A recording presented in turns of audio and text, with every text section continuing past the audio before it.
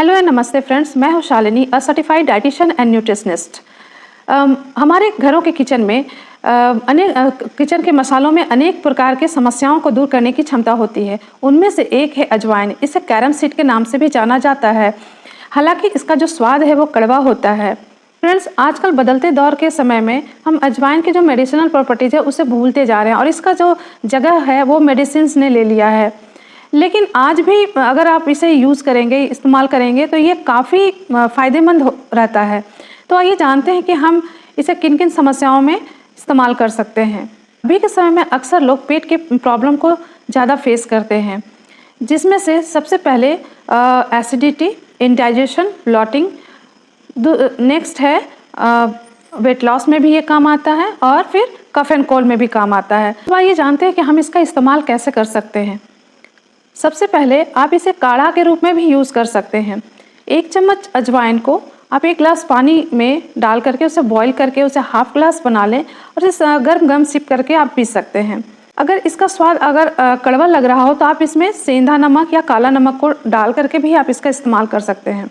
ये जो काढ़ा है एसिडिटी, ब्लॉटिंग और उससे पेट से जुड़ी हुई जो भी आपकी प्रॉब्लम्स है उसमें वो काफ़ी फ़ायदेमंद साबित होता है।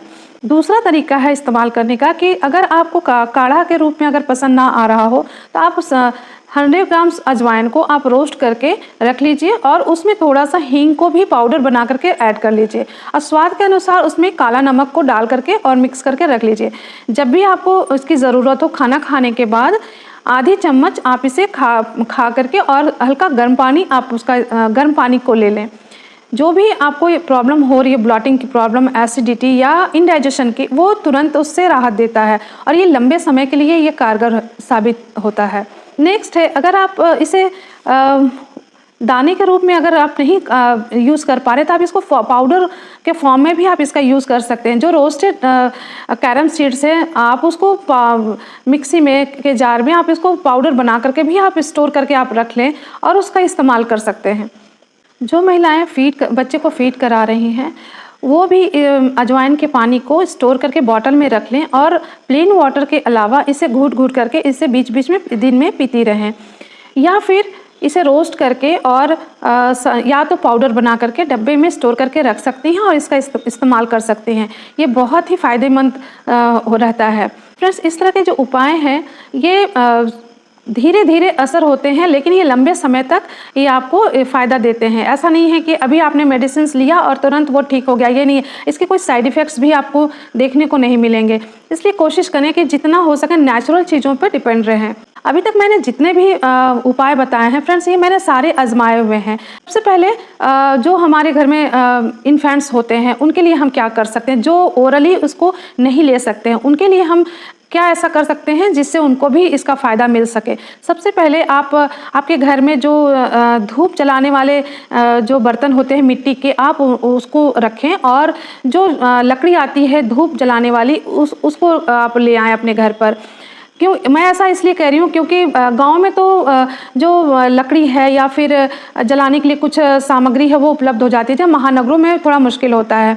तो आप इस तरह की चीज़ों को अपने घर पे रखें और जब भी रूम को वार्म करना हो या फिर उसके धुएं को इनहेल करना हो तो या बच्चे को करवाना हो तो आप या उसको सेक देना हो पेट पर तो आप उस लकड़ी को जला करके एक अंगीठी तैयार कर लें और उसके ऊपर में कैरम सीड को थोड़ा थोड़ा डालते जाएं। तो इससे क्या होगा, उससे जो धुआं निकलेगा, जो स्मोक आएगा वो फेफड़ों तक जाएगा और पूरा नाक का जो चेस्ट का जो कंजेशन है वो भी दूर होता है।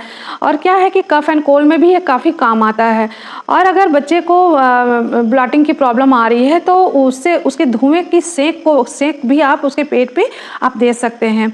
तो इससे क्या होगा कि उसे राहत मिलेगी। दूसरा, जो बच्चा ओरली ले सकता है तो आप इसे एक जैसे अभी मार्केट में जो आता है पाचक वगैरह या हाजमोला टाइप जो कैंडी जैसा आता है, आप उस तरह से भी पाउडर के फॉर्म में बना के, जैसा मैंने पहले बताया कि आप इसे एक पाउडर के फॉर्म में पहले भून लें और फिर उसमें उसको पाउडर बना लें, उसमें थोड़ा काला नमक, हींग वगैरह मिला करके आप रख लें और उसे खाने को दें तो वो बच्चा उसे एंजॉय करके खाना पसंद करेगा। और नहीं तो आप अगर बच्चा उस पानी को पी सकता है तो आप उसका काढ़ा बना करके भी आप उसको दे सकते हैं। फ्रेंड्स, ये जो अजवाइन है ये एसेंशियल न्यूट्रिएंट्स का बहुत ही अच्छा सोर्स माना जाता है। वो इसलिए क्योंकि इसमें विटामिन ए, सी, आयरन और एंटीऑक्सीडेंट्स पाए जाते हैं, जो हमारे हेल्थ के लिए बहुत ही अच्छा है। एक चीज़ आप आजमा करके आप देखेंगे, जब भी आप इसका काढ़ा बनाएं या फिर इसके पानी को यूज़ करें, तो जिस बर्तन में आप इसको उबाल रहे होंगे, जब छानने के बाद आप देखेंगे कि बर्तन के नीचे में एक ऑयली जैसा कोई सब्सटेंस मिल रहा है।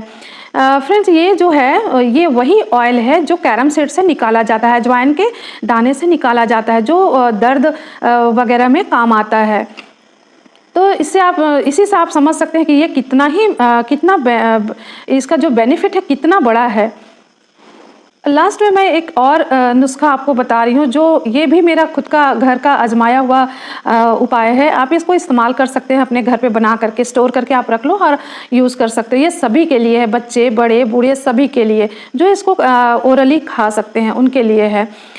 इसके लिए सबसे पहले 50 to 100 ग्राम्स आप अजवाइन को आप ले लें, उसे साफ़ सुथरा करके रख लें और एलोवेरा के पल्प को 4 से 6 चम्मच के आसपास में आप उसे ले लें और जो अजवाइन है उसके ऊपर उस पल्प को पूरी तरह से अच्छी तरह से उसे मिक्स कर लें। इतना मिक्स कर लें कि वो पूरा उसके अंदर वो सोख ले।